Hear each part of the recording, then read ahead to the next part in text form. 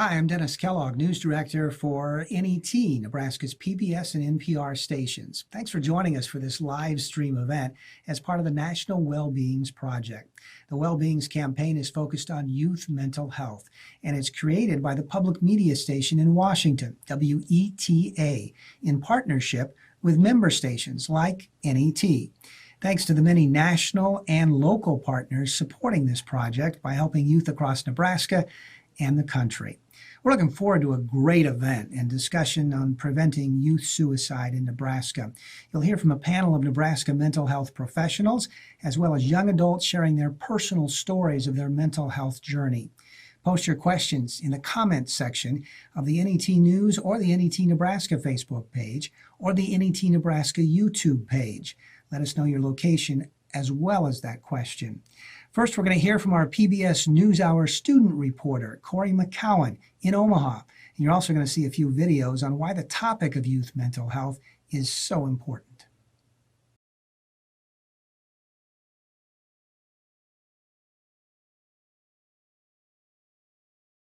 Welcome to the Well-Beings Tour in Nebraska. We know that in one way or another, everyone has been affected by mental health challenges, and young people in our state are especially vulnerable. CDC research says suicide is a leading cause of death for 10 to 24-year-olds in Nebraska. It's clear we need to come together to find a way to help America's young people. Well-Beings is one way we can do this. This multimedia initiative created by WETA dives into the topic of youth mental health and centers young voices to raise awareness, address stigma, and create compassion on this issue. Here's an overview of the Well-Beings Initiative.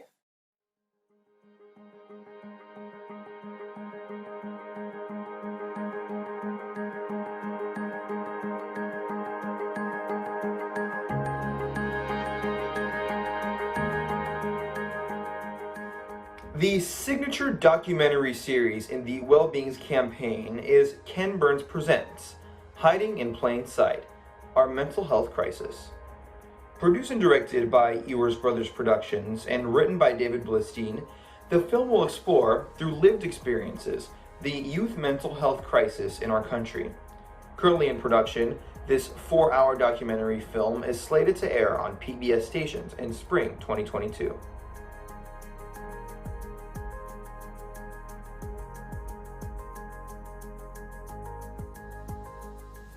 Wellbeings.org and hashtag Wellbeings will be adding content every week over the 2 years, including Brave Teens, where teen storytellers go on the record about their mental health journeys.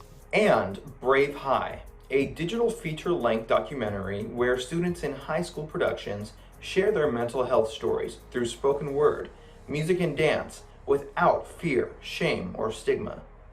Out of the Dark, a short-form digital series that will profile lives transformed by mental health challenges, highlighting the power of difference. PBS NewsHour's student reporting labs engage high school journalism students as correspondents that report on youth mental health from more than 150 high schools across 46 states. It's time to change the conversation about mental health. When you know something is wrong, when you feel alone, when you can't explain what hurts, when every day is a struggle, when you can't ask for help, when your friend or family member seems fine on the outside, but hurt on the inside. Sometimes I feel as though I'm the only one that feels, but I know that's not true. We can change. We can change. We can change. We can make a difference. There's power in our difference. We can support each other. We can fight stigma. We say it's okay. It's okay. It's okay to have a mental health condition. We all want to feel heard. To find hope. And to live in a world without stigma. Without discrimination. And we are a force to be reckoned with.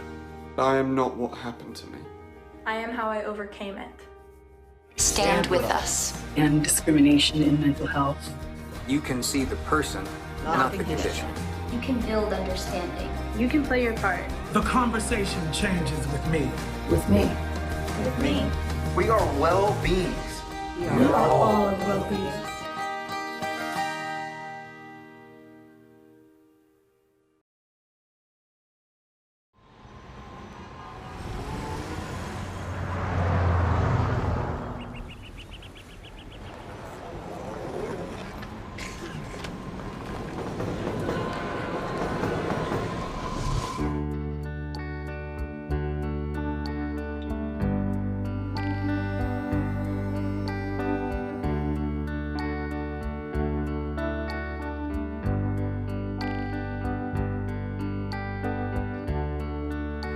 day is long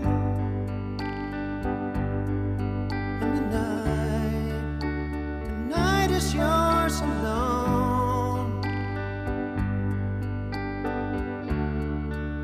When you're sure you've had enough of this life, hang on.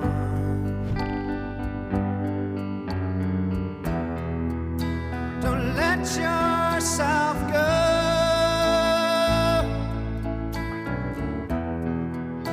'Cause everybody cries, and everybody hurts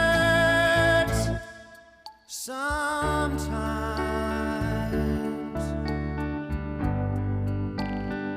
Sometimes everything is wrong.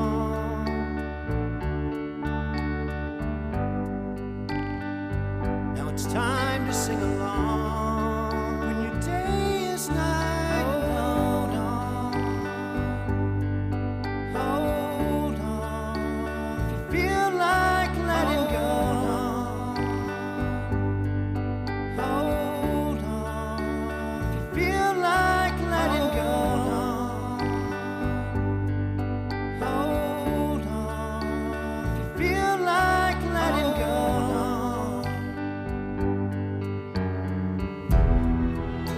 'Cause everybody hurts.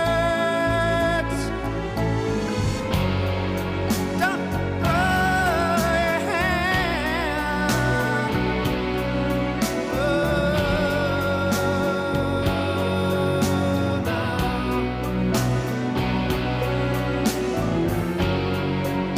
Don't throw your hand.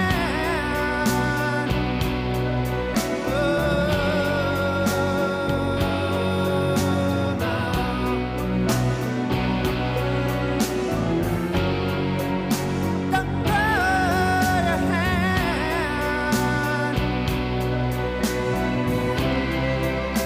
You feel like you're alone. No, no, no, you're not alone.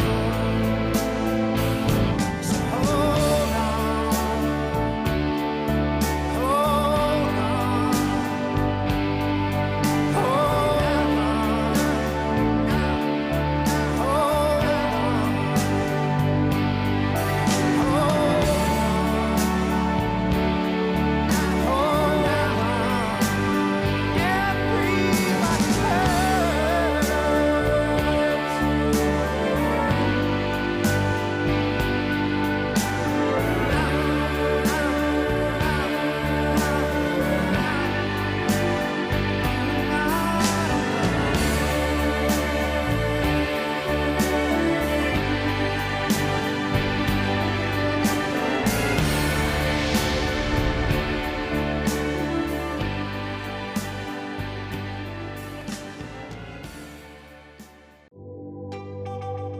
WETA, with a coalition of partners, welcomes you to the Well-Beings Youth Mental Health Project. Hi, I'm Bill Pullman, and I'm honored to be with you as we launch this national campaign from public media. Well-Beings is a groundbreaking project at a very important point in time. Mental illness disproportionately affects our young people and the most disadvantaged populations among us.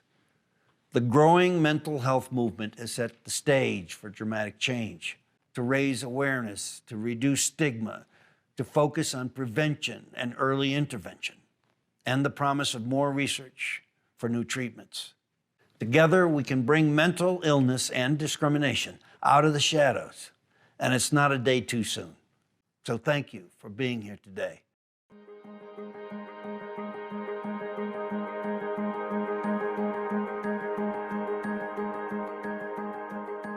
The We Are Well-Beings story wall is a central part of the wellbeings.org website, social media platform, and the Well-Beings National Tour. We are asking the public of all ages to submit personal reflections, videos, photos, and short stories to offer hope, to foster understanding, to build community, and break down stigma. What does being well mean to you? What is the one thing you wish people knew about mental health? What is your passion? What's your story?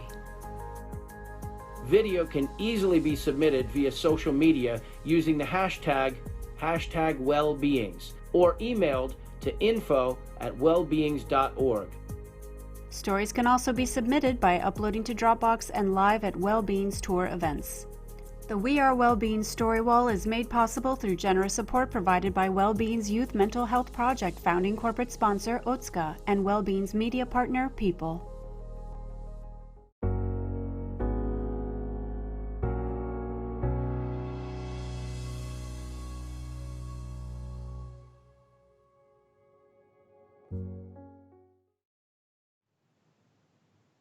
Thanks again for joining us as part of this discussion on preventing youth suicide in Nebraska. I'm NET News Director Dennis Kellogg, and I want to welcome everyone here to this discussion. Over the course of the next hour or so, we're going to be talking about suicide, about a very important topic to all of us and to this entire country. And we'll look at some of the trends, and most importantly, we'll look at some solutions and some ways that you can help as well. If you do want to send us your questions or comments, you can do that through the NET News or NET Nebraska Facebook pages, and also on the NET Nebraska YouTube page. And when you do that, if you'd like, let us know your location as well with your question. Well, we have a very distinguished panel of guests with us as part of this discussion, and I want to introduce them to you at this point. Welcoming Julie Hebenstreit is the Executive Director of the Kim Foundation in Omaha. That's an organization that offers support, resources, and compassion to those whose lives are touched by mental illness and suicide. Dr. Dave Myers is a suicidologist, a co-founder of the Nebraska State Suicide Prevention Coalition, and Director of Behavioral Health Services at Bryan Medical Center in Lincoln. Miguel Estevez is a trilingual therapist at the Friendship House in Grand Island, using programs and therapy to help Nebraskans cope with traumatic events and mental conditions. And Saisha Adikira is the Executive Vice President of the Association of Students at the University of Nebraska. She's a senior at UNL, majoring in biology, psychology, and public health. Well, as we mentioned, this is a very important topic as a part of this discussion. And just to give you a little perspective and to set the framework for it, in Nebraska, suicide is the first leading cause of death for ages 10 to 14 years old. And it's the second leading cause of death for ages 15 to 24 years old. On average, one person dies by suicide every 32 hours, and more than 4 times as many people died by suicide than in alcohol-related motor vehicle accidents. In the year 2018, 271 people in Nebraska died by suicide. Those are the numbers, but we know that this is a very personal story. And so that's where we're going to begin with some of our panelists and their personal stories. I want to begin with you, Saisha, and originally from Nepal. And you have a story that includes anxiety. And I want you to tell us just a little bit about what you faced and how you've worked through that. Yeah, so I was born in Nepal and I moved to the United States when I was 4 years old. So as a young kid, I was already battling with an identity crisis. I didn't know how to assimilate into a new culture, but also obtain my roots. And I think that caused a lot of anxiety as a kid, but especially growing up and also having South Asian traditions kind of on me and weighing down my shoulders, that really alleviated my that heightened my anxiety. And throughout high school and college, having to obtain these reputations and expectations of my culture and just my environment, I think has always taken a toll. And it's something I struggle with every day, but I have created solutions and steps and am working towards. It's not something that's just, okay, I'm better now, but it's a gradual process, and I try every day, so. And being a senior in college, I'm sure there's no anxiety that you have these days, right? But as you look around on your college campus, do you see that as being a real issue among your peers? Oh, absolutely. I mean, we're on campus right now, but we don't know how much longer we're going to be here because everything's changing. Nothing's really consistent. It seems like we wake up one day and the next day school will be canceled all over again. So students not knowing what's next is causing a lot of anxiety, and our counseling and psychological services on campus, they're really booked. They have a ton of appointments because people are seeking help, but it's just a college crisis right now that everyone's struggling together, and we just don't know what's going to come next. Without a doubt, we can all feel for you with that as well. Miguel Estevez, I want to talk with you a little bit about your story as well. You're a therapist in Grand Island, where you went to high school, I believe, as well. And but as part of your background, as part of your life experience, you've dealt with extreme poverty and cultural identity and racism. Talk a little bit about how those things all came together to provide some mental challenges for you. Yeah, so I actually was born in Anaheim, California, and actually lived there for 5 years, and then actually lived in El Salvador / Guatemala for a couple months post-Civil War in El Salvador. So my parents already had a tremendous amount of trauma, particularly coming from a country of Civil War. But then I moved back to California, then went back to Guatemala, actually lived in Guatemala for 4 years, and really had an extreme amount of poverty, and also adjusting to a new culture, especially because I was, grew up in California. But then you fast forward to leaving Guatemala, coming back, but in this case, coming to Grand Island, Nebraska. It was a culture shock for me. And, I was in ESL, EL, trying to figure all of that out. And, I was got in trouble a lot.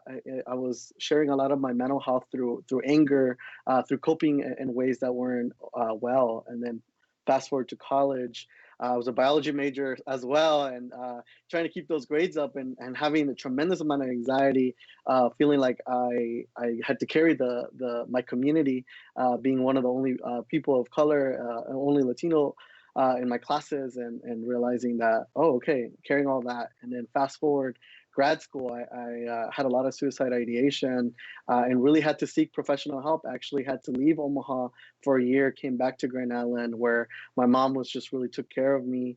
And I just went to therapy and tried to work on my own mental health. So I really took a year off after I was actually a PT student at UNMC.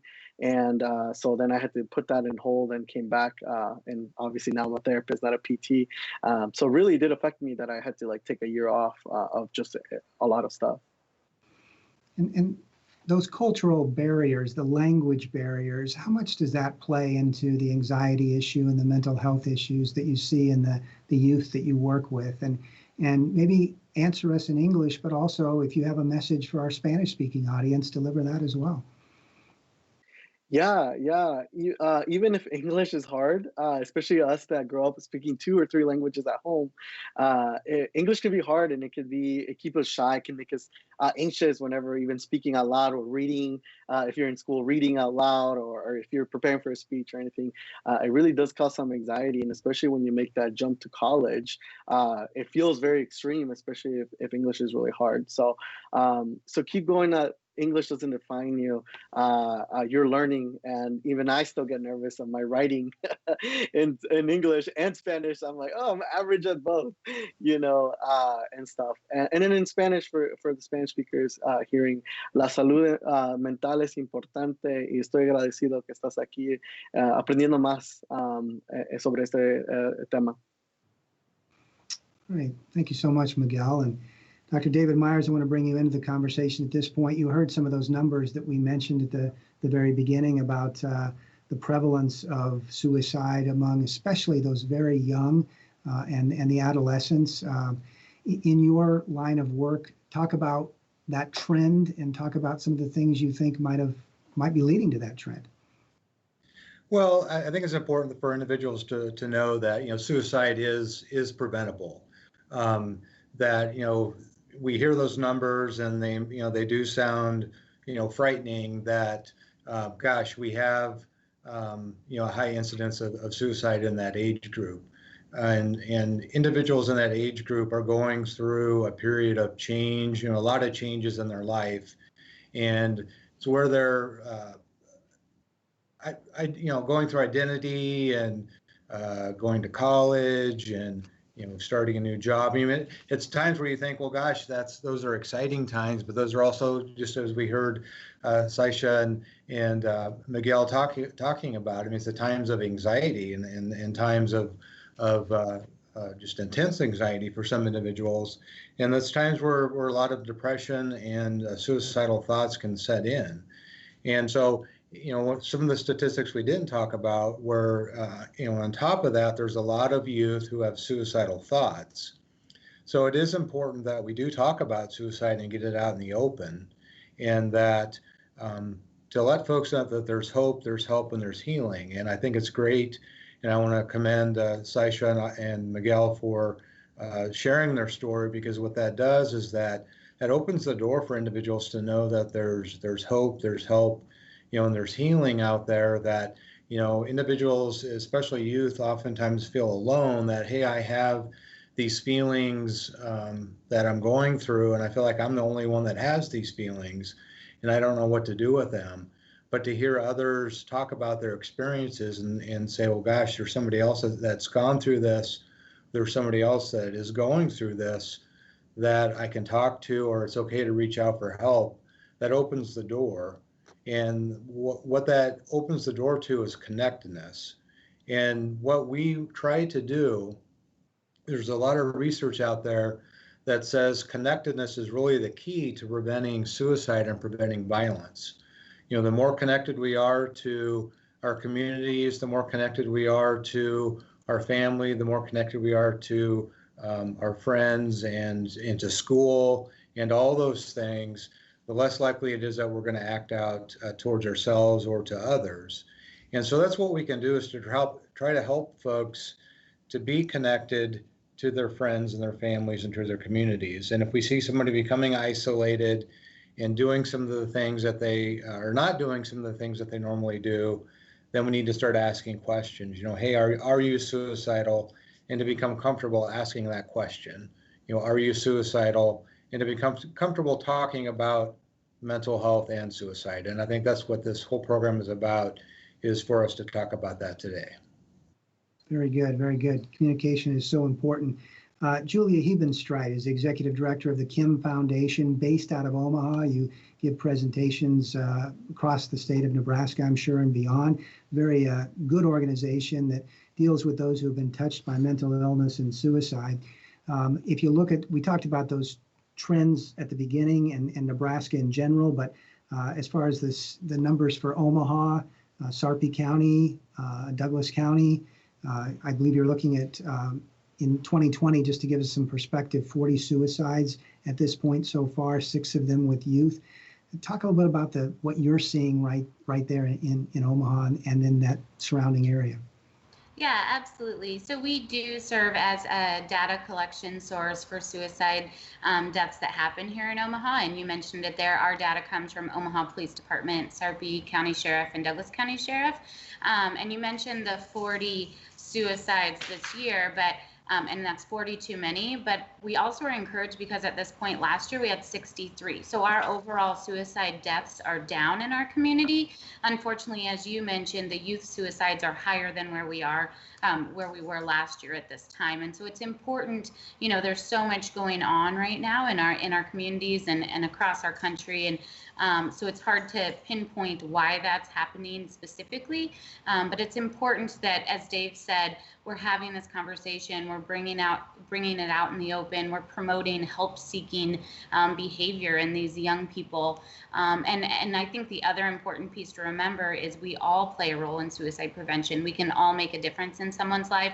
We can all ask that question, support someone in their journey, and again, just start that conversation. I will echo many things that Dr. Meyer said in terms of commending our guests today who came out and told their stories, and that does just encourage others to connect and open up and seek help. And so we can't pinpoint, again, why we're seeing those numbers increase, but we do know it's something we need to focus on as a community and make sure that we're connecting those who need it with help.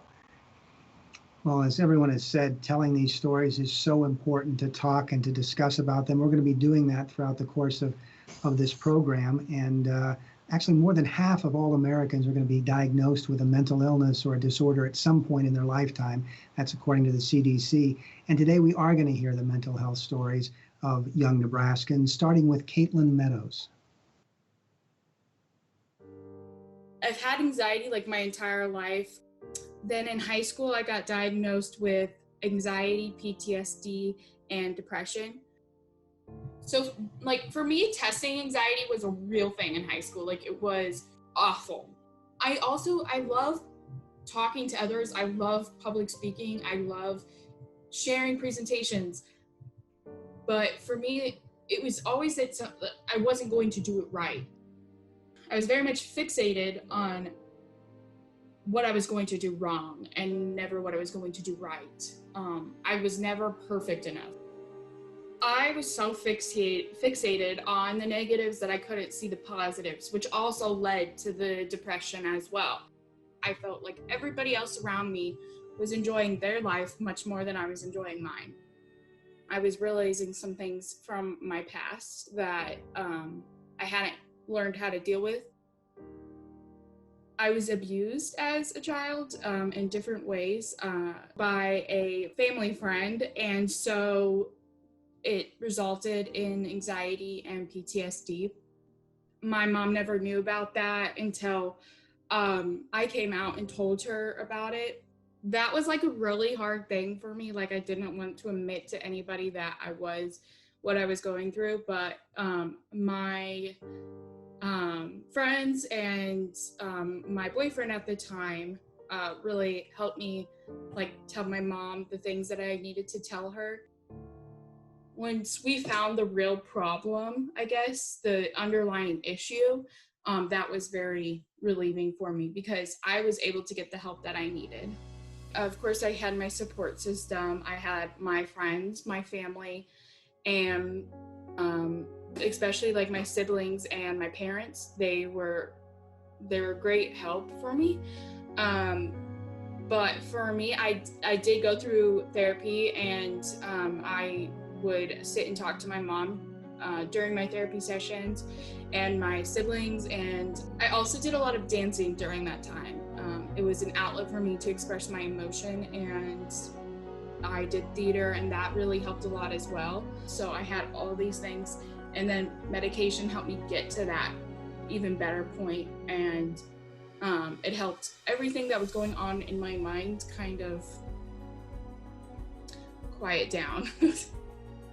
I have definitely come to the point where I know how to say what I need and how I'm feeling. I've really found like my people that I can talk to about these things, that I don't feel like they're going to judge me, because that's another part of anxiety. You feel like everybody's going to judge you, and so it's hard to talk about your anxiety with people that you think are going to judge you. My family has really been a crucial part of my life.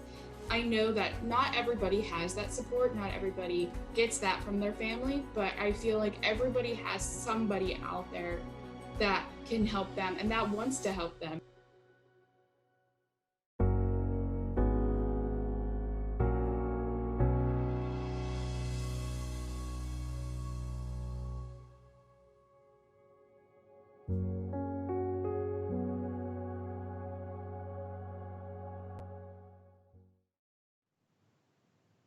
Really powerful story from Caitlin Meadows. Thanks, Caitlin, for sharing that as part of our Well-Beings Tour, Preventing Youth Suicide in Nebraska from WETA and NET.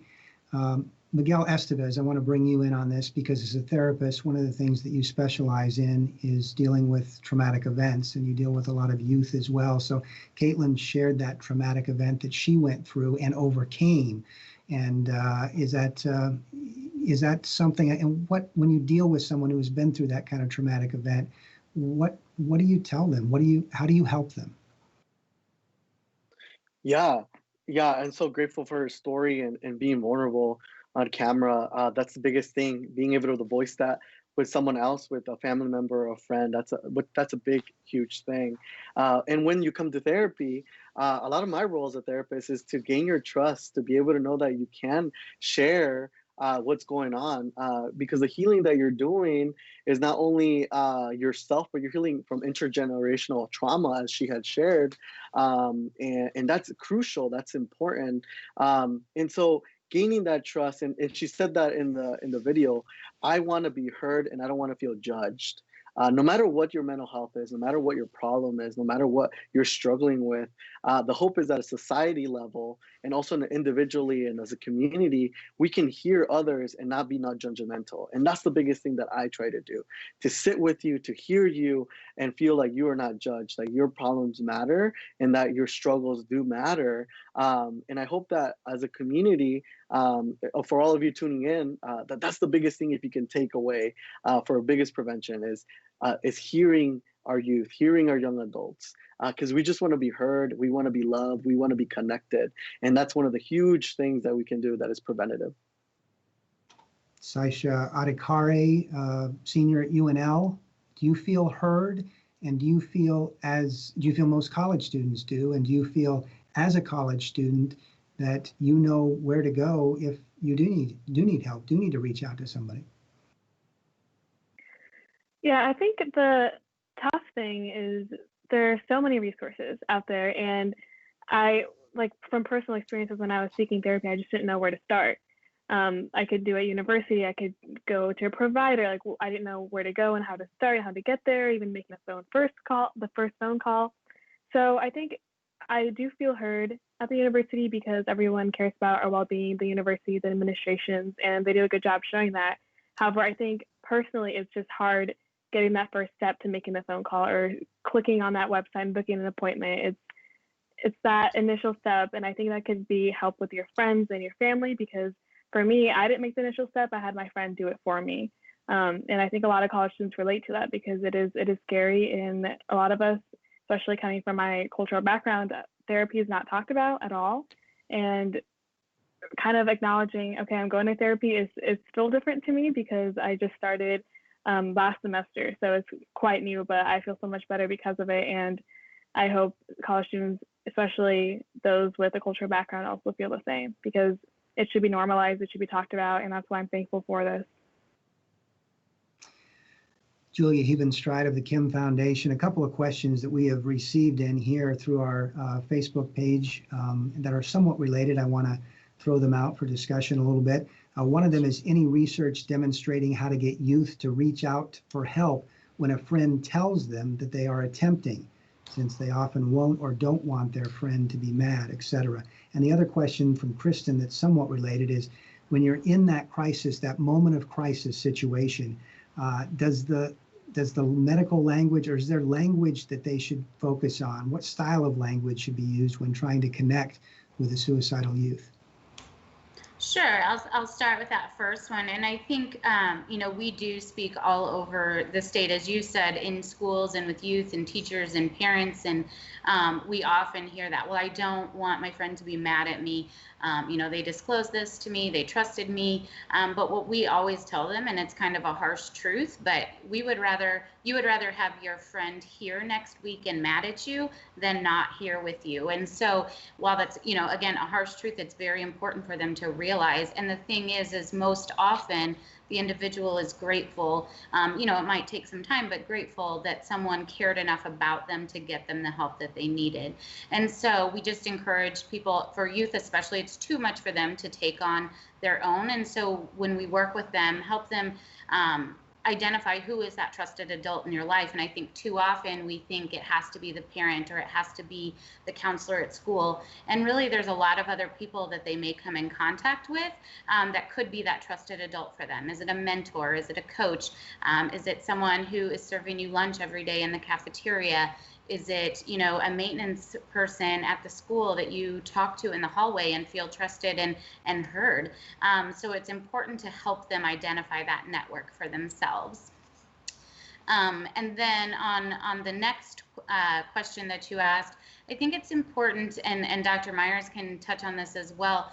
He already mentioned it's important to have that conversation and to ask those questions. It's a very difficult question to have or to ask, and it's not something in our normal, everyday conversation. And so even as, we encourage people, practice saying it in the mirror, practice saying it to each other, because so when the time comes, you're comfortable enough to ask that question.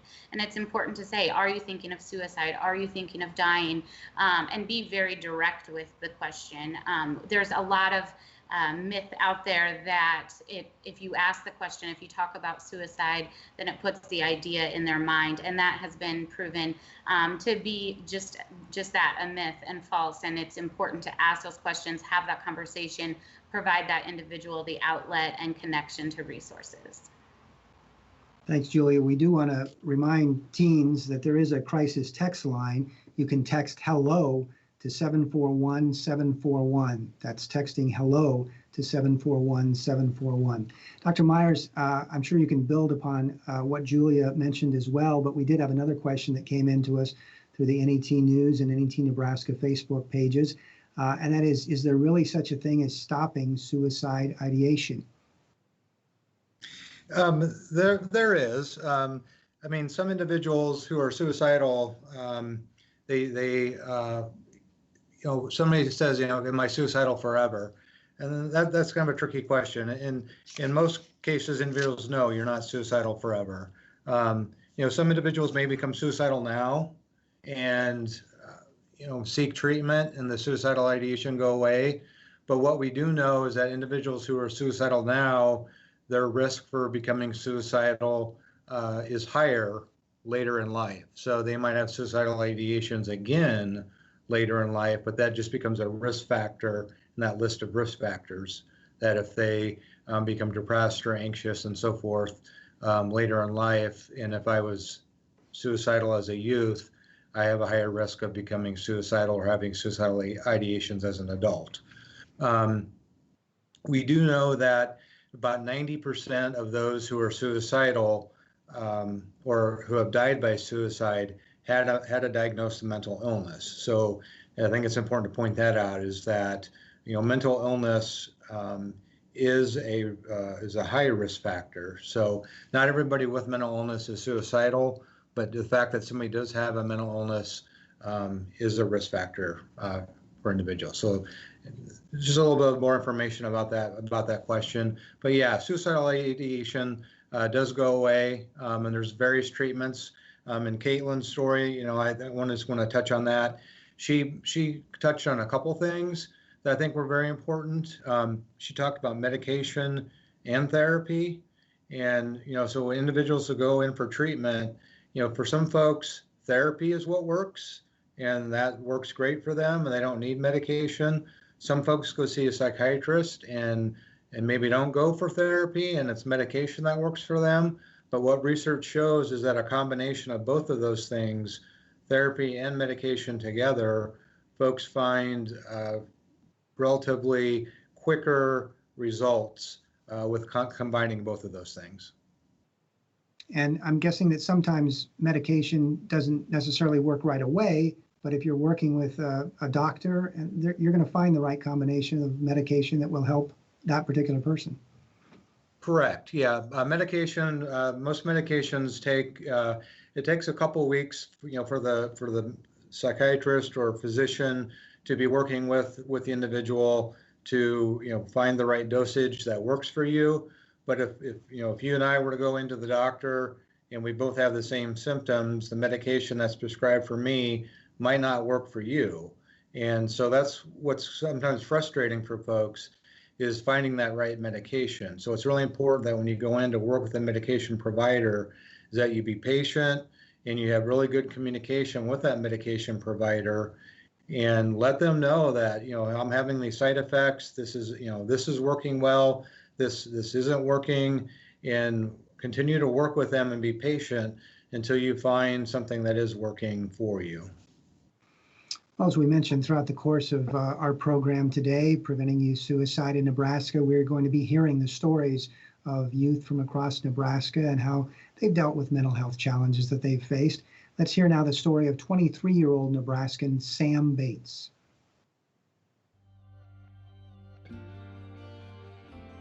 I was a very happy kid up until about 3rd or 4th grade, and I started to gain a lot of weight.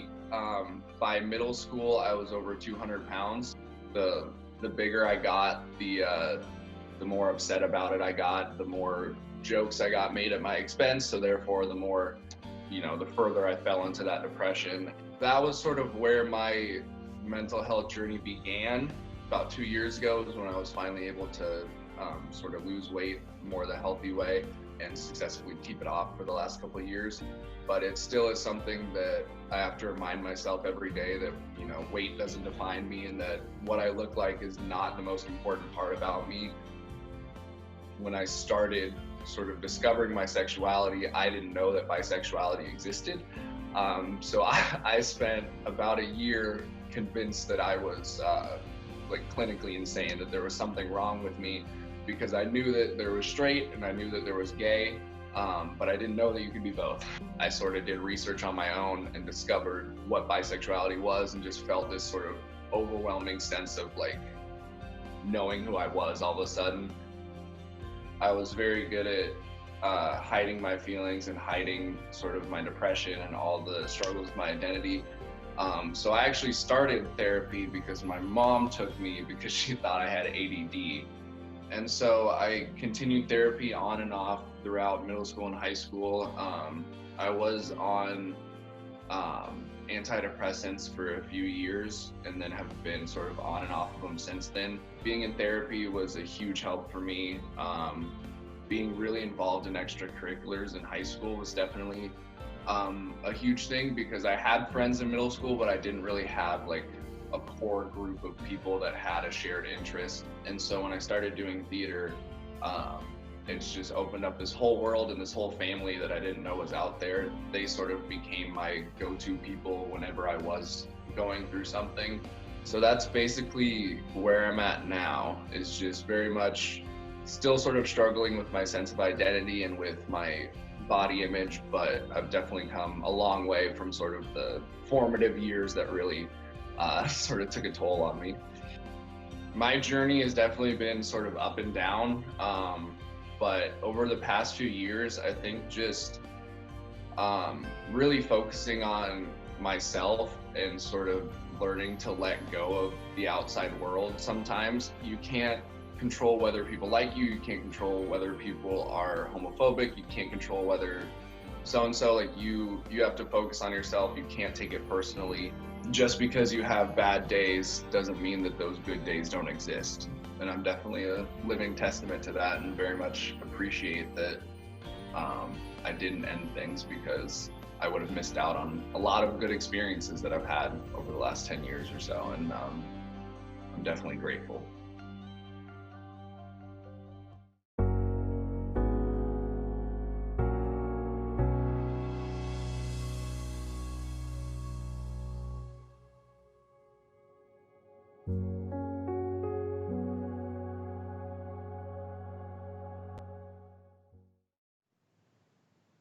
That's the story of Sam Bates. And Sam is someone who, as you heard, dealt with weight-related depression and also maybe some confusion over his bisexuality.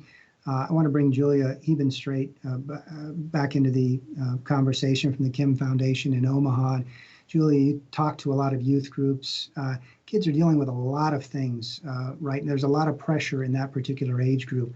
What are the things that you can say to them, that you reach out to them to try to help them understand that, as Sam mentioned, that the journey is going to have up and downs, but he's really glad he didn't end things?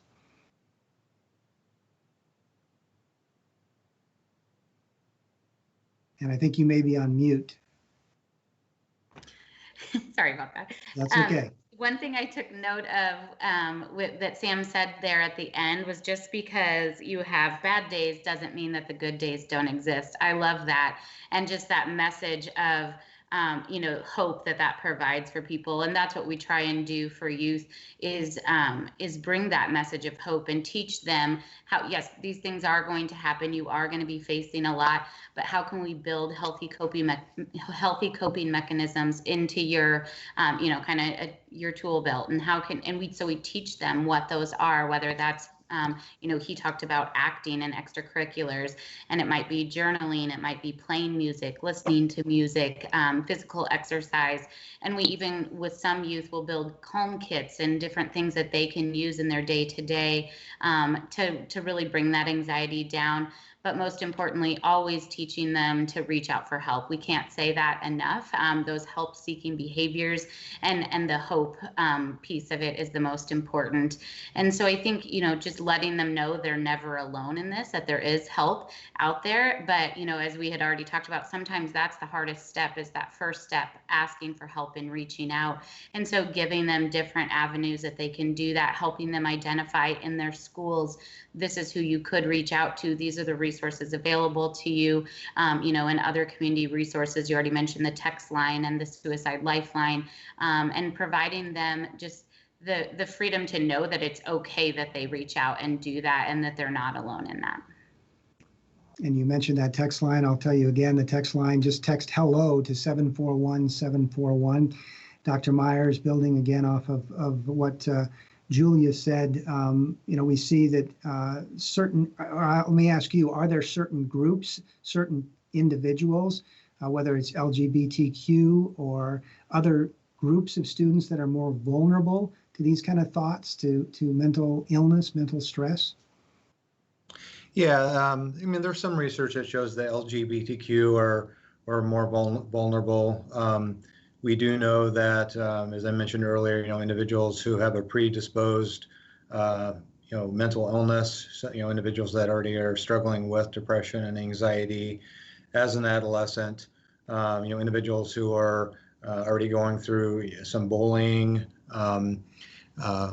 individuals who've gone through a breakup with a boyfriend, girlfriend. We do know that youth who are going through a rough time, and they're very impulsive, and suicide is an impulsive act, and youth are very impulsive, and so we really need to teach youth those coping skills, and to really connect those youth to those support systems. And Julie had mentioned had talked, earlier when we were talking about, connections within the school, and there's such thing as called Hope Squads, but there's also things that wanted to mention is called Wellness Recovery Action Plans for youth. And I think it's important for youth to know that connecting youth with other youth is really important. So, a youth who knows that there's another youth that's struggling, that they can connect with them. The schools are connecting scenarios up with situations such as Hope Squads, knowing that a Hope Squad is where a youth who is having suicidal thoughts, and maybe somebody who is vulnerable, knows that there's a youth that is the person I need to reach out to in that school, who can connect me with somebody to help me if I'm suicidal. In the community, there's what we call Wellness Recovery Action Plan groups, and they're called peer specialists. And they have those groups for youth as well. And so it's important for individuals listening in that they, to reach out to their regions and to find out if there's a peer group available in their region for youth, because, youth who develop a wellness plan have really found success with helping with their mental health moving forward. And along those lines, Abby on Facebook writes in and says the rates of suicide among LGBTQ plus youth is higher, but studies show that supportive, inclusive adults can impact this. As a state, how do we create a more inclusive culture for LGBTQ youth? And I think you kind of touched on that a little bit, Dr. Myers. But Yeah, absolutely. Yeah, and I think we need to, to be inclusive is to build those connections. And kind of what we're finding with with the technology is that we're finding to be inclusive with everybody is that what we're finding is that with technologies, everybody's moving towards, we're not seeing a whole lot of, activity with teens talking to teens, and we're face to face. And that's really what we need to try to move towards, is to get those connections face to face. We're seeing a lot of connections via the Instagrams and the different connections that way. And that can be positive, and but that can be negative too. And so one thing that we're trying to do, or that we are doing here in Nebraska, the Nebraska State Suicide Prevention Coalition is in the process of developing a phone app, and it's going to be called the My Companion app.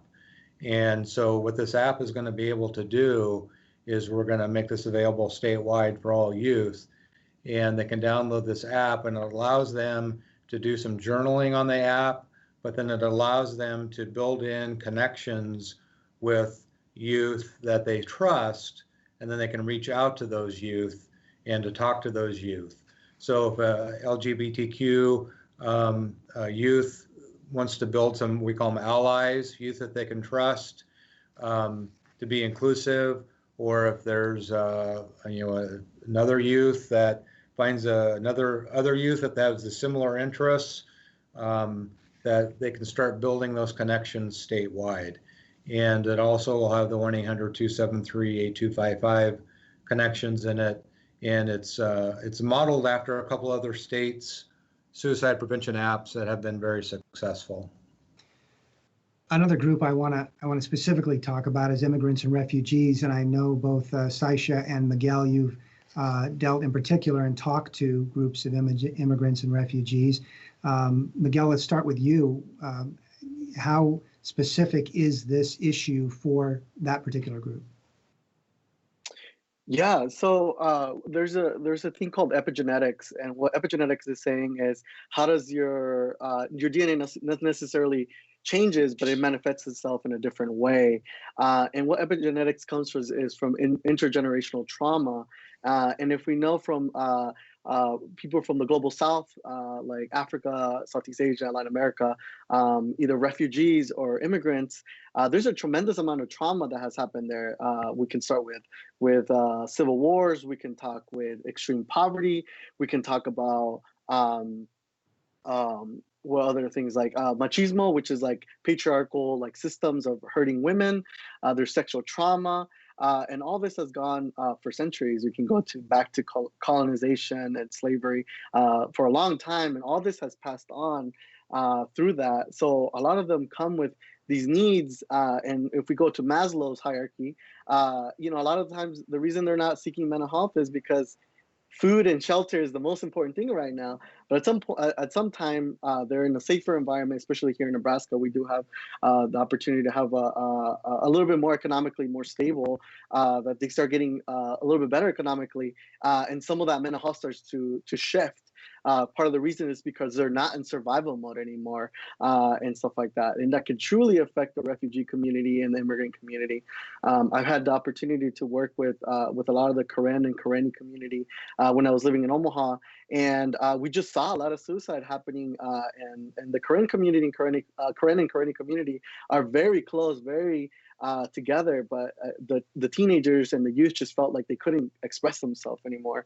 And I think that's one of the bigger shifts in the immigrant and refugee communities, feeling like, okay, my parents are telling me, tough it out, we're in a better country, deal with it. But then in school, I'm like, oh, express your feelings. So it's this dissonance of like, I can't really tell my parents I feel this type of way because they don't believe in mental health. But then my friends don't believe it either. But the community and the societal levels tell me to express myself. So they're getting very confused, right? And then that's what leads you to loneliness. And we see that loneliness, it can be a symptom of depression, but loneliness is loneliness. And as we see, because of COVID-19, we see that we see how important to interact socially it is. And loneliness really, really, really affects your mental health, and it can be a kind of a preventative way if we can work through loneliness, because as you interact with other people, you create neurogenesis, and you create other people that, and your brain is plastic, so you can make those connections and know that you're safe. And that's kind of the bigger thing and the biggest shift, especially in immigrant refugee community. And also going to a therapist or a social worker that kind of looks like you, that's huge. And that was part of the reason why I chose this career, feeling like, oh, he understands me. He understands what it looked like to maybe cross borders, or leave a whole other continent, or start a new language, or start a new cultural identity. What does it look like for me to interact with the society, but at the same time, home looks completely different, but at school looks completely different, or in college looks different. There's different values. What are the values that I want to keep, and what are the values that I want to add on and create my own identity? And that's very, very scary, especially in the times of youth and young adults, because they're in that identity trying to find that it's either ethnic identity or, like Sam, identity as the LGBTQ plus and your sexual orientation. It really is. And Saisha Adhikari, I want to bring you in on this too, because you have talked and worked with refugees who have been resettled in the Omaha area. Talk about an overwhelming experience, and talk a little bit about what are the coping mechanisms that you talk to them about. Yeah, so I am a public health educator for newly settled refugees, and I think the biggest thing I've noticed is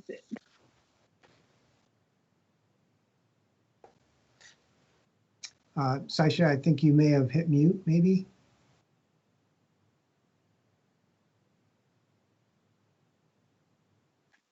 Saisha, you don't need. Did you mute yourself by chance, or? I did not mute myself. No, there you go. Now we can hear you. Go ahead. As I was saying, I think the biggest thing that I see in the refugees is how much they want to assimilate to the American culture. And what I tell them is, you don't have to. We need to embrace our differences here, our diverse perspectives and backgrounds. And because that's a gift here, that's why the society functions so great, is with all these great voices and diverse experiences. So that's one of the coping mechanisms I tell them is, embrace your culture. I don't want you to assimilate to the English language and culture and the healthcare here. Let's make this relate back to your own cultures and your roots so you understand this better. And that's what I struggled with as well coming here. And I 100% agree with what Miguel was saying about, you have your culture saying, no, don't talk about feelings, but then you come to school and then it's all about feelings. So that's definitely the boundary there. And that's how I tell my refugees is, this is a safe space. I am a woman of color. I feel you. Let's talk about this together. It's great advice. Mental illness symptoms can emerge maybe if you're in your mid-20s, but they often appear even in grade school children. Right now, we're going to hear from Mar Lee, who grew up in a small town, Alma, in central Nebraska. I have been struggling with mental illness for, I guess, 10 or 11 was when I first started having issues with anxiety and having panic attacks. And I started kind of struggling when I was about 12 with depression and having suicidal ideation, and started self-harming around that age. There was this time when actually I was studying abroad the summer after my freshman year of college, and I was sexually assaulted when I was there. And my first impulse was, I just had so much of the self-hatred and blame and guilt of what had happened that I wanted to self-harm again. Tattoos actually became a different way that I was experiencing the pain, but it was in a way that was creating art. The whole idea of a semicolon as a sentence is where you could put a period, but you don't, you continue the sentence. For me, it's representative that instead of ending my life when I could have, because I have survived through 2 suicide attempts from when I was 16. I was depressed. I didn't have a reason to live. I didn't see a point. And for me, it was I got this tattoo when I was 18, and it was just kind of the symbol of, wow, I made it to 18. I didn't think I was going to live this long. I mean, I grew up in Alma, it's a rural area, so to get to a counseling appointment, it would be an hour round trip to be able to go and see a counselor. The accessibility of counseling and the specific type of counseling that I needed wasn't available. Probably in my freshman year of college, I decided to go see a counselor at UNL. It was actually through that I was able to get other diagnoses to treat things, like finding out that I had borderline personality disorder, or figuring out that I was suffering not just from anxiety, but also this was PTSD that I was experiencing. I have made so much progress in the last year and a half thanks to doing this kind of therapy. It's something that's really changed my life a lot.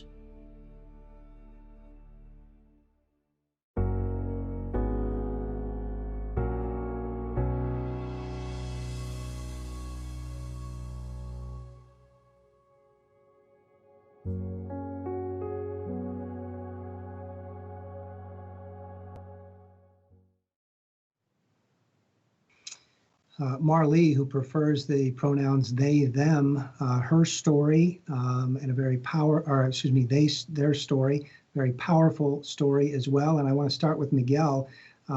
As we talk about youth who are in rural areas, and you deal with some of that, even though you're in Grand Island. There's, Alma's a community that's close by, or in central Nebraska. How much does that play into it? Are the resources there for these youth that are in rural areas of the state? Yeah, it's a huge problem that we have in Nebraska.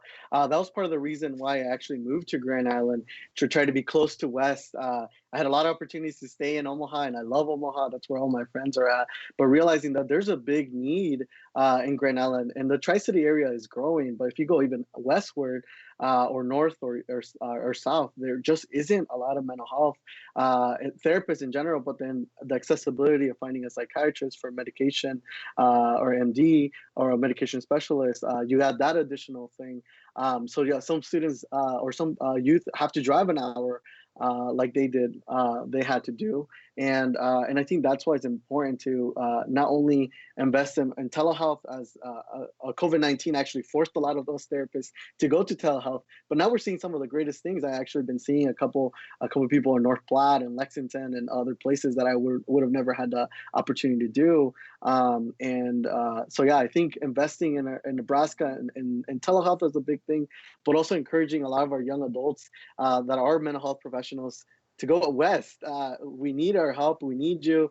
I took that big step to come out to Grand Island, and we can really make our community better. It's a great commitment. Dr. Myers, how do you think Nebraska's treatment desert, so to speak, are being addressed? Yeah, Miguel touched, he was right on. COVID-19 has provided some benefit in terms of the telehealth. That has opened the doors for individuals out in the western Nebraska who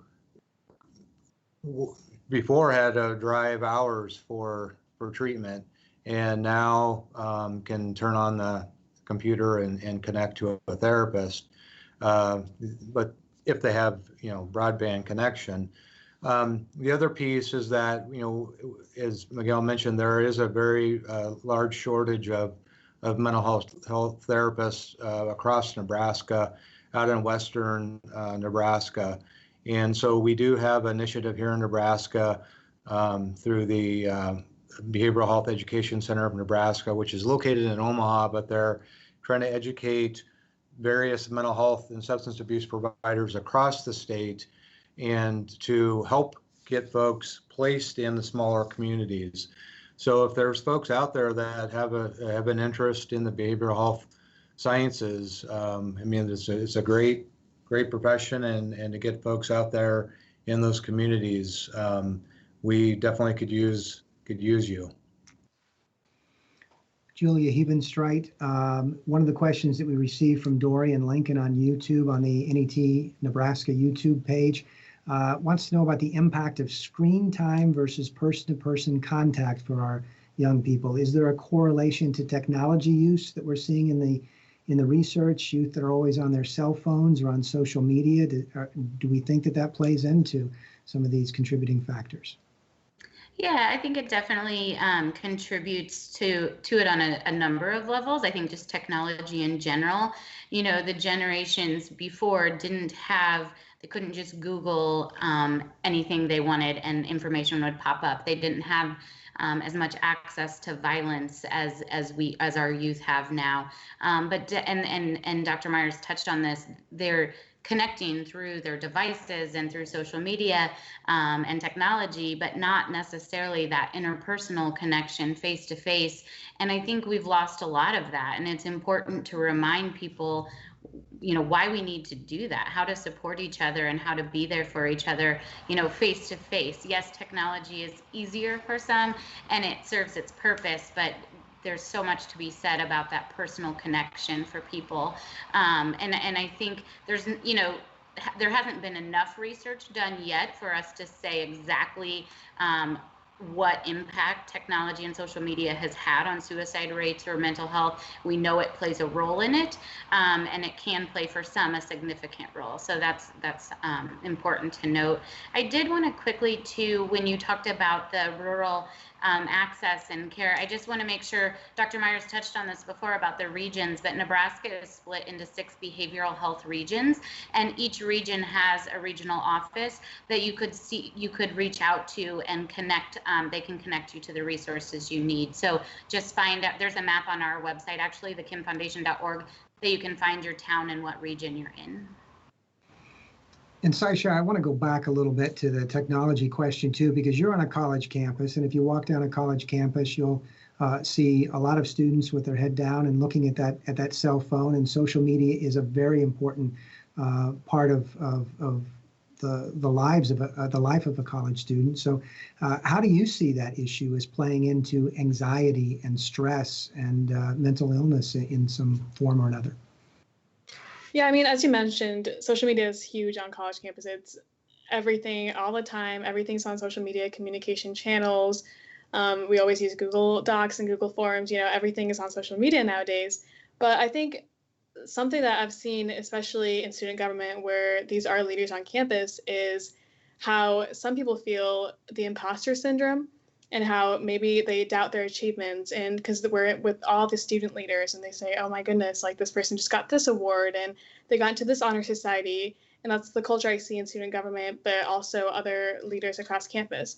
And the reason for that is because they're posting about these achievements. So we see this, we doubt our own achievements and successes, and that creates kind of competition in a way and self-doubt and kind of thinking maybe you're not worthy of it, achieving similar successes. So that's why I think in those cases, self-love is huge there, because people aren't posting their failures. They're only posting what they accomplished. So as student leaders especially, I think we need to normalize kind of, we have our faults and failures, and our flaws is what makes us human beings. It's not our successes and achievements.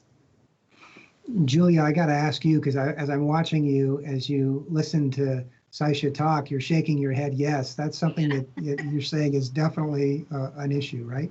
Yeah, and I think too, you know, she touched on that. It's like people are only posting the good, and so it's creating anxiety, and two, you know, they get into how many likes do I have, how many shares do I have, how, you know, and it's just, you never turn it off. And so that's, you know, one thing that we didn't have growing up. You know, we could easily turn off when we left school or left, you know, whatever it was, and now it's just constantly with them. And so it's important to help people understand that, you know, as she said, everyone has their flaws, everyone has, you know, makes mistakes. That's not what they're posting, but it's important to embrace that side too. Yeah, So- and can I jump in here too? Yeah, you bet. Go ahead, Miguel. I was just going to come to you. Yeah, and I think Instagram really messes up. Me being a young adult as well, it really adds to body shaming and a lot of on like us, and I think that's where a lot of the problems has been. A lot of people use filters. A lot of people only post the best pictures, best angles, all this other stuff, and that adds into body shaming. That like particularly jumps into, you know, some eating disorders for men and women. And I think Instagram really kind of, and I think us youth. And younger adults, we know, oh, it's just a filter. But somehow we still believe, oh, but I want to do that. You know, I want to look like that, even though we know that like it doesn't look like that. And we, in our head, cognitively understand it. But when we're always like, you know, sliding and you're like, oh, that person's good looking, that person's good looking, that person's doing so well, they're healthy. Wow, look at all those successes. It like does something to you because you're always looking at all people's successes and not, you know, people are not being vulnerable, being like, hey, I'm struggling with this, I'm struggling with that. And I think that pushes us further to isolations in terms, and that's kind of where suicide jumps in, where we're feeling like, oh, everybody's being successful and I'm not. So Dr. Myers, let me take it a step further then. Would you say that heavy use of technology or heavy use of social media could potentially be a red flag that parents and friends should be concerned about? Yeah, I think there definitely needs to be limits placed on the use of social media. You know, there are definitely pros and cons to social media. You know, I mean, a lot of therapists use social media as part of treatment, as far as like some different apps for, you know, relaxation and those types of things. But as far as, there's a lot of youth obviously are doing gaming and on the different social sites and connecting with their friends and so forth. But it impacts your sleep, obviously. And if you're on it all the time, I mean, when we're talking about good mental health, sleep is very important. And I always call it the big three. You got to have good sleep, eating well, and making sure that you're getting some type of exercise. But sleep is very, very important. If we don't have good sleep, we're not concentrating, we're not functioning, adequately, and that's really going to affect our mental health all the way around. And so that's why it's important for parents to really set some limits on that social media. And I know that can be really hard. It's easy, for us as professionals to say, hey, set those limits, but it's important that you really do that. That's good advice. And of course, all throughout this program, we've been sharing the mental health stories of young Nebraskans. And Brandon Andretti grew up in the foster care system, and here's his story. My name is Brandon Andretti. I'm 23. I live in Lincoln, Nebraska. I love music and art, dancing, singing, riding, skateboarding. I'd say I experience depression and anxiety. I've always had a therapist and I've always been on medicine until I was 19. And like I said, I've just known I've always been this kid with the problem. It's different when you go into it at such a young age. It's like this thing that's just a part of your life. It makes you feel like you have like a problem that's not normal, and you're different from other people because of it. Because when I was a kid, like, you don't really know who you are. You know what I'm saying? And then you have this medicine, and then they ask you monthly, how do you feel? Anything change, anything different? I always say, I don't know, like, how am I supposed to feel? I felt like I was like existent, but I wasn't living, When I turned 19, they told me I had the choice to stop taking them, and I stopped taking them.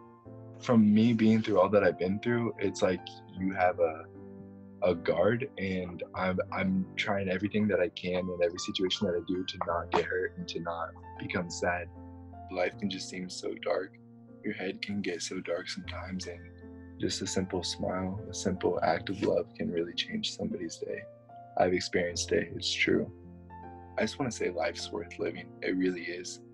Your happiness will come one day. Just please don't give up.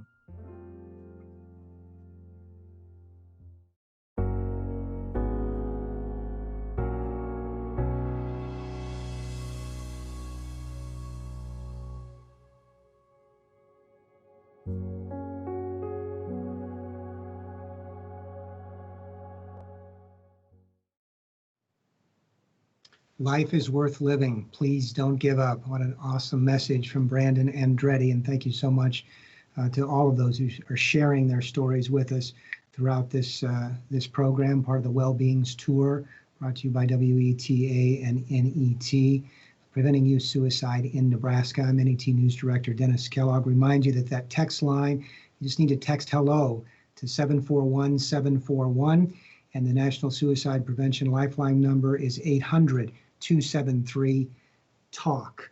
So a pretty powerful story there. And Julia, I want to toss a question to you. We sometimes hear that suicide deaths are a surprise to friends and family who say their loved one's actions kind of came out of nowhere, but there seem to always be some kind of warning signs that are out there somewhere.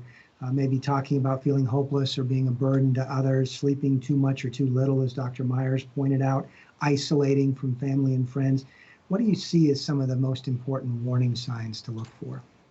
Yeah, and you do hear that, that they didn't see it coming and that it was a surprise.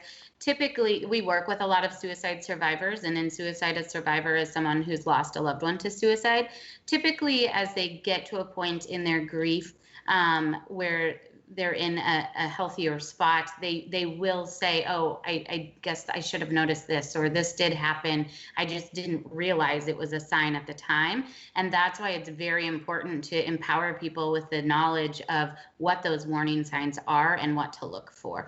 And so some of those, you did touch on them. It really comes down to a change in the individual's pattern of behavior. So sleeping too much, sleeping too little, isolating themselves, withdrawing from activities that they previously previously enjoyed.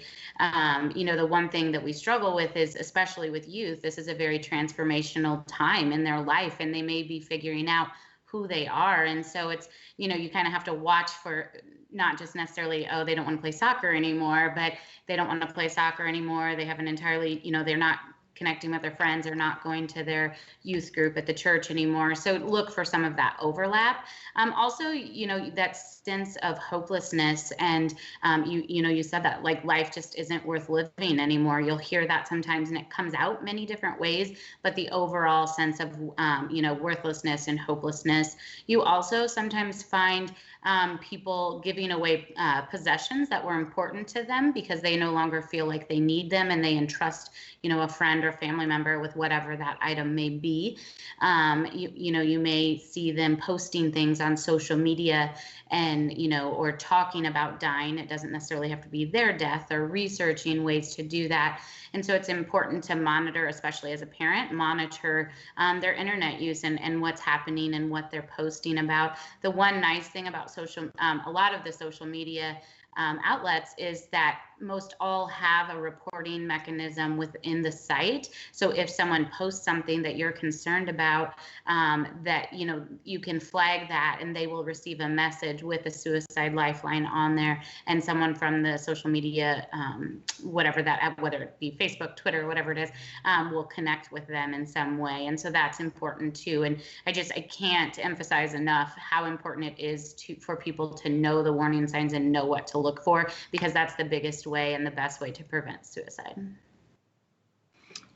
Yeah, if I can, this is David, just to tag on to what Julie was saying, that's right on. And oftentimes I've heard parents also, I've done a lot of research in my career with parents who unfortunately have lost a child to suicide. And when, one of the things that I've heard a lot is, the things that Julia has said, as parents will say that, well, I thought it was just a phase, or, that this is maybe what they were supposed to be going through at this point in time in their life. And it's always important that if you see or hear any of those things that Julia mentioned, any of those warning signs, that, you do ask that question of your youth. Never be afraid to ask that question. Are you thinking about suicide?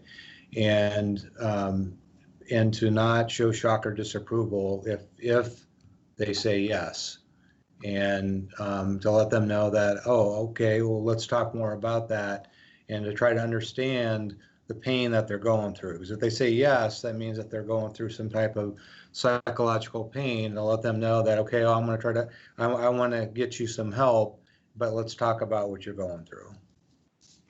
And Sasha, I'm sorry, go ahead, Julia. Oh, no, I was just going to add exactly what Dave said in terms of, I am a parent of a teenager, as is he. And so one thing I always point out to people is, yes, have those lines of communication open, but not when you're comfortable or ready to talk. Do it when they are ready to talk, because those might be two different times. And so even if it's at 10:30 and they're just getting home from whatever activity or a friend's house, and and they want to come and talk to you then, and you're tired and you have a big meeting in the morning, you're never going to regret having that conversation. So talk to them on their time, not yours.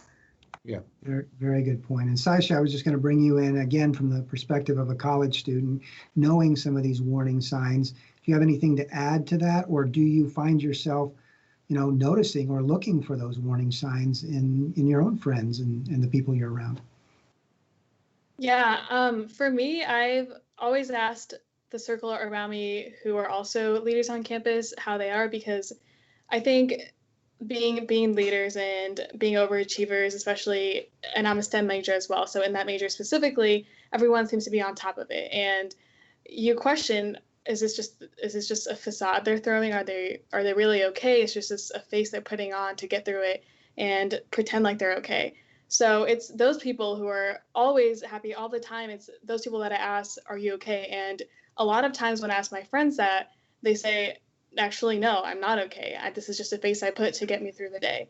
And I think that's something I've been looking for in college students. And that's one of the warning signs I see, is students who are expected to be on top of things, usually when you ask them, there's something that they're struggling with, and that is the case usually.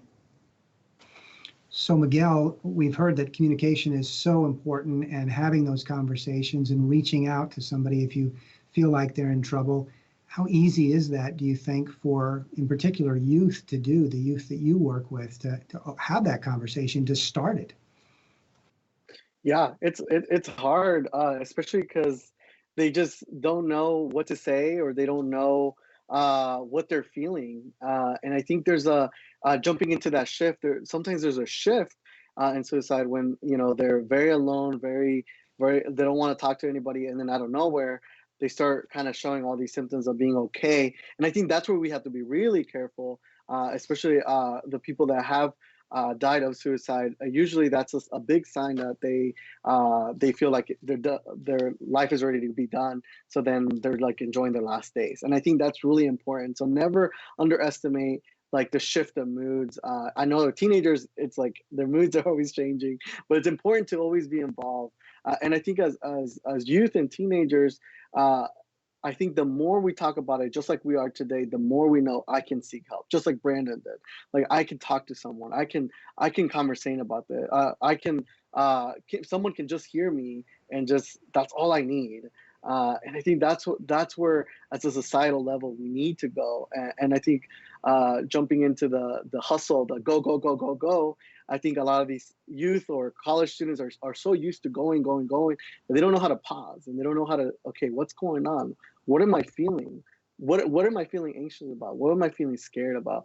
And at that point, they don't really kind of have that verbiage. They can say, I feel bad or I feel sad, but they don't have quite that verbiage. And I think it's important as us adults and as a community to model what it feels to be like, I feel sad, I feel disappointed, I feel frustrated, I feel exhausted, for them to practice those languages so then they can come to you, either if you're a football coach or soccer coach or teacher or youth leader or whoever, they can communicate. And we can see the patterns in youth, and we can be like, how are you feeling?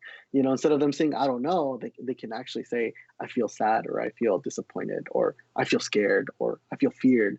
And that's huge, just having that verbiage of saying, this is how I feel. And that goes above and beyond.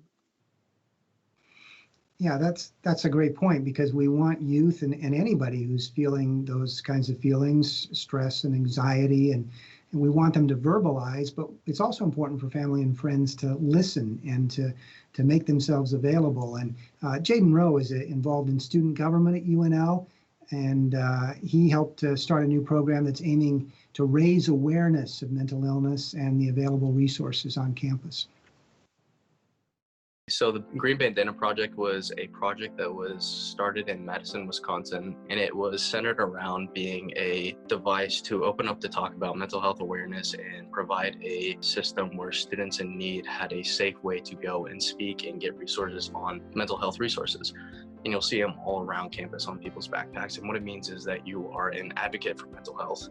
It does not mean that you're a mental health professional. It just means that you're able to connect people in need to those mental health professionals to begin that talk and open up that change for students. And so we had the idea of kicking it off very big at one of the Husker basketball games. I believe it was against Michigan. At that basketball game, I think we gave out over 1,000 green bandanas, 1,000 resource cards. Most students are either away from home or they're on their own for the first time. A lot of the new things that students get involved into can be very scary. Academics are very scary, future is very scary, and a lot of times that overwhelms a lot of students. You can kind of find yourself not knowing where to go, not know who to get involved with, not know where those resources are. And so for us, it's extremely important to bring those resources to light and make sure that students know, hey, these are places that you can go, safe environments to seek help if you need it. I think I speak from a very privileged standpoint of I'm involved in a lot of these very cool organizations on campus, but that doesn't exclude me from suffering from some of these things. I was in an extremely kind of tedious course load, a lot of things happening on the ASUN backside, my other involvements, and so it can get very overwhelming, and it did for me. A lot of times you find that mental health is frowned upon, depression, anxiety, all of this, it's kind of looked at of, well, you're not strong enough, but that's actually not the case. The Green Bandana Project, I think, has done a great job at destigmatizing that talk, where It's showing that students care about students. We care about change in our own state. We care about change for those around us. And we've been seeing those talks start to begin with administration and really around the world.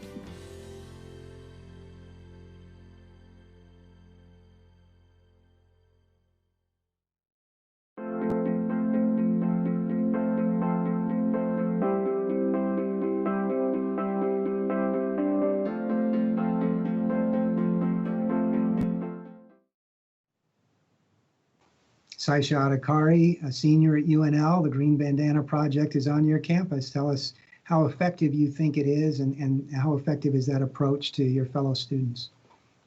Yeah, I mean, as Jaden said, the Green Bandana Project, it was really successful. I was really surprised as well. I was at that basketball game and everyone was like, oh, Green Bandana, that's interesting. What's that for?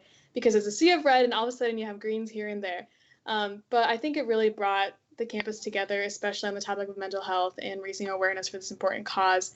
Because if we want to destigmatize mental health, then we have to talk about it and we have to raise awareness so it's normalized on campus.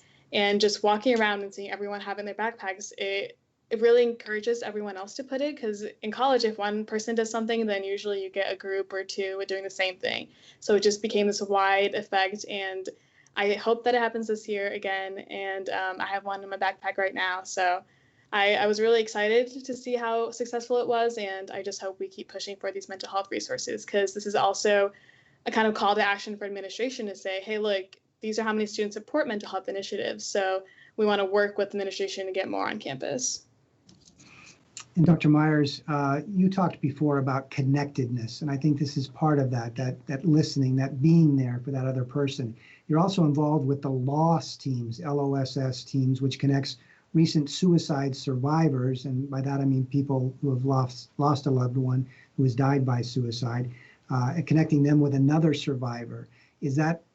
Talk about that connectedness in that program and just in general and how important that is. Yeah, LOSS stands for Local Outreach to Suicide Survivors, and it's a concept that we started. We started as a pilot project here in Lincoln about 11 years ago, and since then we have expanded it statewide. We have 9 teams now across the state, and Julia, the Kim Foundation, leads up a team in the Omaha area as well. And so the Lincoln team, what happens is that when there's a death by suicide, the Lincoln Police Department has a protocol where they call one of our volunteers. So it's totally volunteer, but the volunteers are individuals who themselves have lost somebody to suicide, who've been bereaved by suicide, and they've all gone through training. We have a clinical director who interviews individuals who want to be a part of this team, and they go through training, and so it's a team of 3, 2 individuals who've lost somebody to suicide, and then we have a licensed mental health clinician. Then those team of 3 then are called by our volunteer coordinator, and then the other 3 volunteers go to the family as soon as we get the call, and they provide a bag of resources to the family. But more importantly, what we've seen is the anxiety for the family just drop dramatically as we walk in the door. When you say, hey, I myself have lost somebody to suicide, it's that peer-to-peer movement that they know that, hey, you've walked in my shoes before. We don't know what they're feeling, but they know that we walked in their shoes. And that what research shows is that families who have contact with the LOSS team reach out for support themselves within 39 days, meaning they go to a support group or go to a therapist. Families who do not have contact from a LOSS team, meaning talking to another suicide survivor, wait upwards to almost 5 years before they reach out for help. So when we learned about this concept, we brought it back to Nebraska, and we decided we needed to do this and to develop it here. And with the help of the Kim Foundation and with the Nebraska State Suicide Prevention Coalition, we've been able to spread that concept across Nebraska, but also been able to help it grow across the United States. Well, Ken Burns, who's famous for his documentaries, is executive producing a new 4-hour film set to be released in the spring of 2022. It's It's called Hiding in Plain Sight, Our Mental Health Crisis. And it's going to look at the experience of young people who live with mental health conditions and kind of focus on the importance of awareness and compassion.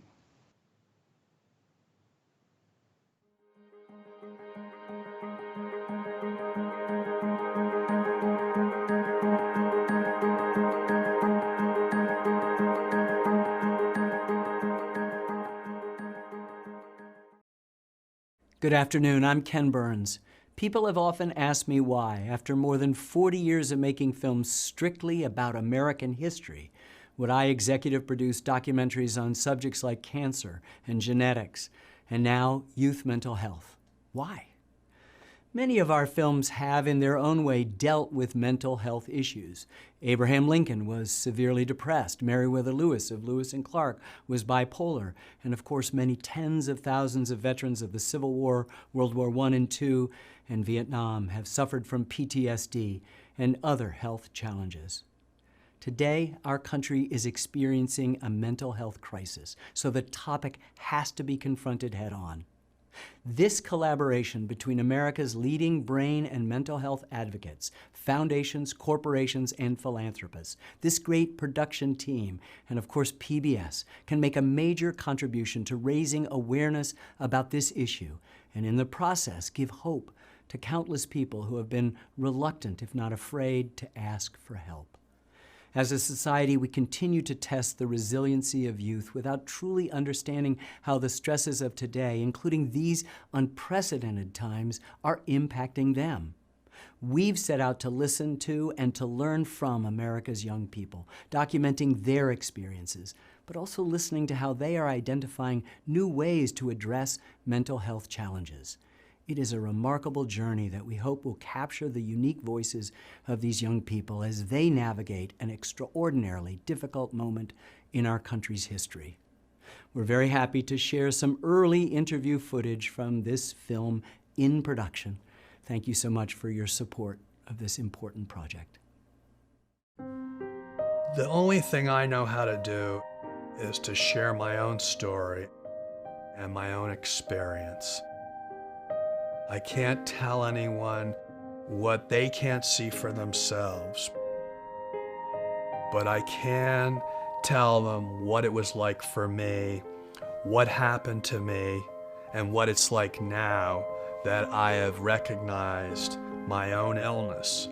It was something in the back of my head, really. It was not something that I didn't really worry about. My dad was an alcoholic, and just like the anxiety of him coming home at night. It's a strange thing to look back on and think to myself, I really didn't care about anything at that point. I remember a lot of nights where I would sit in my bed and cry, like for hours after hours. I felt a lot of pain inside, and I couldn't explain that. I couldn't relay that to other people outside. The feeling is like walking through, it's like being pulled down, being pulled into like quicksand. It affects my daily life all day, every day. To go to school, you know, you put on a face, a facade, you're happy, you're bubbly, and then you eat lunch alone in the bathroom. I started to self-harm. I learned it in a book that I read. I'm tired of the voices. I'm tired of everybody labeling me and saying that I'm crazy. What happens to people with a serious mental illness is that, just like a serious cancer, it begins to metastasize. It turns into disability. I remember waking up and being in the psych ward and being like, what am I doing here? I had a very high opinion of myself. It gets complicated by substance abuse. Drugs and alcohol worked very well for me because they took that anxiety that I had and that sense of isolation, and they eliminated those things. Drugs and drinking, and that was kind of my excuse, like that outside excuse to match up that feeling of powerlessness inside. When I finally did like start to think like, oh, I'm probably an addict, I was like, no, like you're just lying to yourself, you know? When the suicide rate goes up, nobody even knows about it. I still had a whole future that I had planned, it's like I was planning the suicide, but at the same time, I was making plans to like go out to the movies with my friends the next week. My life was gonna end one way, and that was being addicted to drugs, so why not start now? Like I wasn't meant to be on this earth. Long sleeves, no one knew what was on my wrist. It was actually on social media. These boys were harassing me about something I did. I couldn't deal with it anymore. Yeah, I actually went through with it. I actually tried to hurt myself. Those are the moments where I have the best opportunity to plant a seed in someone else's mind. The fact of the matter is, if you don't show some vulnerability, if you don't speak honestly, then there's no truth. And if there's no truth, there's no connection. It's taken me a very, very long time to even speak openly about it. I think there's a lot of pressure in being vulnerable, especially now with social media and everyone judging you. My roommates don't even know half of this stuff that I'm telling you guys now. And I'm nervous, I'm kind of shaking inside to even talk about it. But if I can even reach 2 people from everything I say or this story, then I did my part in this world. We don't understand how common it is. We don't understand how important it is to talk about it and be open about it. So this is the problem that we all deal with in secret. And the result is that we don't deal with it well.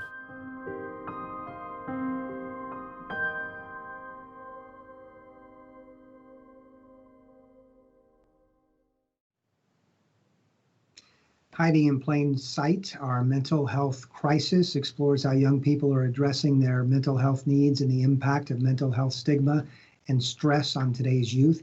It's going to look closely at what life is like for these young people, as well as for the parents, teachers, friends, and healthcare providers in their lives. We heard from many young Nebraskans today about how they struggled with mental illness and what has helped them. If you are in crisis or experiencing thoughts of suicide, please text the crisis text line. Just text HELLO to 741-741 or call the National Suicide Prevention Lifeline. That number is 1-800-273-TALK, T-A-L-K, or 1-800-273-8255. Both services are free and available 24 hours a day, 7 days a week. So as we wind down our discussion today, I do want to go and spend a little bit of time with just each one of our panelists and just get your answer or your opinion on the fact that we've talked a lot today about causes, about warning signs, about risk factors, and about even possible solutions or ways to combat this crisis. But if you had one thing that you could say to someone who was considering taking their own life, or maybe who knows of someone who's considering taking their own life, I want to know what that one thing would be from your perspective, and each of you comes at it from a different perspective. Dr. Myers, I'd like to start with you. Yeah, I would say that, that you're not alone, that there is hope, there's help, there's healing.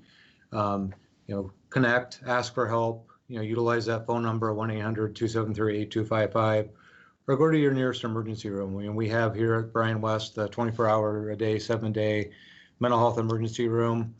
But also consider this, if you went to the doctor and the doctor told you that your heart hurt, or that you were having heart pain, and you went to the doctor and the doctor said you need to go to a heart specialist, chances are you're going to go. If you went to the doctor and the doctor said that, well, you might be suffering from depression or anxiety, you have suicidal thoughts, you probably should go see a therapist or a psychologist. You probably should go see a psychologist or a therapist. Mental illness is a brain disorder, and it's no different than any other illness that's out there. It is treatable. So please reach out and get help. Miguel Estevez is a therapist in Grand Island, and I'm guessing you've been in this situation, possibly with some of your patients. What's your advice, Miguel? Yeah, vulnerability. I think vulnerability gets us so far. The moment you share that deep pain, the thing that's hurting, the thing that you don't know what to do with, the moment you let that out, that's healing. And will you consider doing that with your friends, with your family, with a professional? Vulnerability gets us so far, and as a societal level, if we can do that, we could truly, truly, truly bring healing. And also, healing is achievable. Even if you feel that pain, and if you feel like I might not heal from this, like healing is beautiful in a way. So continue and say yes to that healing. It might take years, it might take a couple months, but healing is worth it. And someone that, you know, had suicide ideation at some point, especially in 2015, 16, and, you know, I have continued to see my therapist. I continue to seek help because I know that. And at the same time too, healing comes from community. Community brings healing. You're not alone. We love you. Great message, Miguel. And can you, you said it so well, but can you summarize some of that for our Spanish-speaking listeners as well? Yeah, tus vidas importan, no sé qué es tu problema, no sé qué es lo que te duele, pero busca ayuda de profesionales como yo, profesionales en tu comunidad, en tus iglesias, en donde sea, pero tu vida importa y sea honesto con tus esto. Tal vez no te sientas que alguien te quiere o que nadie te está escuchando, pero hay gente que te quiere escuchar. So, por favor, escoge vivir. And can you also give out that National Suicide Prevention Lifeline number in Spanish as well? Yes. Y si necesitas llamar a un lugar, si no tienes a nadie con quien platicar, llama al 1-800-273-8255. Thanks, Miguel. Julia Hebenstreit, what would be your message?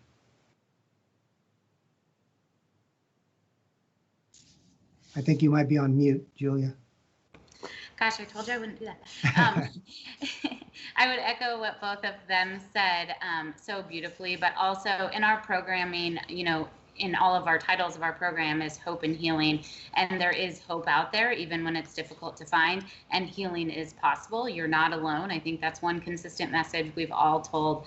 But take the time to empower yourself to learn the warning signs, to know what to look for, because our hope is that you personally never experience this, but you never know, you may, and someone you love may too. And so it's very likely that you will come in contact with someone who is struggling. And so know what to look for. And most importantly, if you identify those signs in yourself or a loved one, know where to get help. We can't recite that lifeline enough. It's 800-273-8255 and connect with help.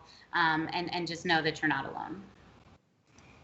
And Saisha, when it comes to this particular message in this discussion, we'll give you the last word. What's your message? Yeah, kind of what everyone has been saying, you're not alone, but also let's keep having these conversations, especially at a young age, and let's erase toxic masculinity and say men can have these emotions too. We all have feelings. We can talk about our flaws and not just what's portrayed on social media. And for those dealing with anxiety like I am, let's focus on what we can control. So we can't control that a group is not following social distancing, but we can use hand sanitizer and facial covering. We can't control that classes are online, but we can control what our schedules every day look like. So focusing on that, because there is a light at the end of the tunnel and we can all achieve it together. It's great advice. I want to take a moment just to thank our panel of experts from across the state of Nebraska. Dr. David Myers is the Director of Behavioral Health and Services at Bryan Medical Center in Lincoln, Nebraska. Thanks so much for bringing your comments. We really appreciate it. Miguel Estevez is a therapist at the Friendship House in Grand Island. Best of luck to you, Miguel. Gracias. And Julia Hebenstreit is the Executive Director of the Kim Foundation, a very, very good organization out of Omaha. Look them up online and learn more about them. But thank you, Julia, for your contributions today. Thank you, and thank you to NET for taking the time and highlighting this important subject. And Saisha Adhikari is a senior at the University of Nebraska at Lincoln, majoring in biology, psychology, and public health. Thanks so much for bringing your perspective to the program, and best of luck on your school year ahead. Thank you so much for everything. I want to thank everyone for participating and sharing your stories and your knowledge with us. And also to all those who listened and joined in the conversation, thank you as well. You can find mental health resources at wellbeings.org/NET-resources, where you can also learn more about the Wellbeings campaign to create awareness for better mental health for all. We'd like to leave you with one last piece on an organization called One Mind. Inspired by their son Brandon's schizophrenia diagnosis, Garen and Sherry Staglin created One Mind to bridge the gap they saw in mental health research and patient support. Let's listen to this interview conducted by Corey McCowan, a PBS NewsHour student reporter from Omaha North High School. On behalf of everyone here at NET who worked on this project and our panel, I'm NET News Director Dennis Kellogg. Thanks for joining us.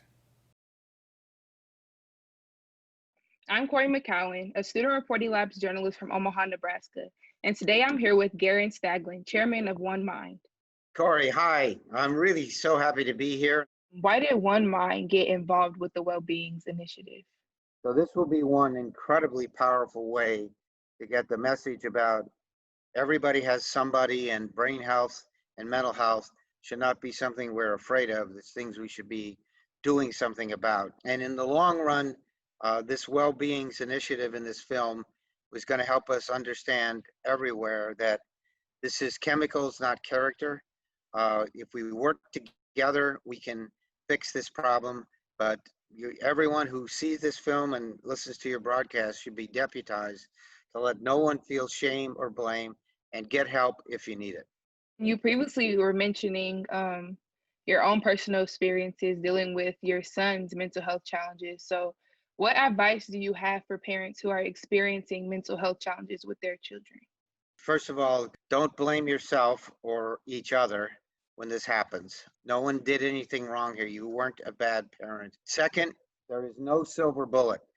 So do not think that you can just go to the doctor one time, take a pill, and it's all going to be great. This is a chronic illness until our research changes it otherwise, but it's a lifetime illness.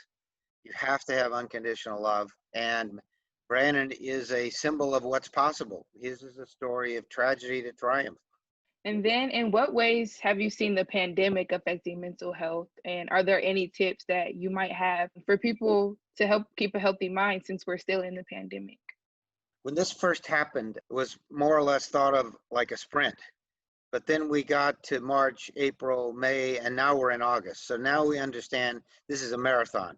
And you've got to take vacations. You can't just go full out because you'll burn out in that process. So take care of yourself, make time for yourself, have a regular routine. Diet and exercise are more important now than ever. Thank you so much for allowing me to interview you. I really appreciate it. And thank you so much for your time.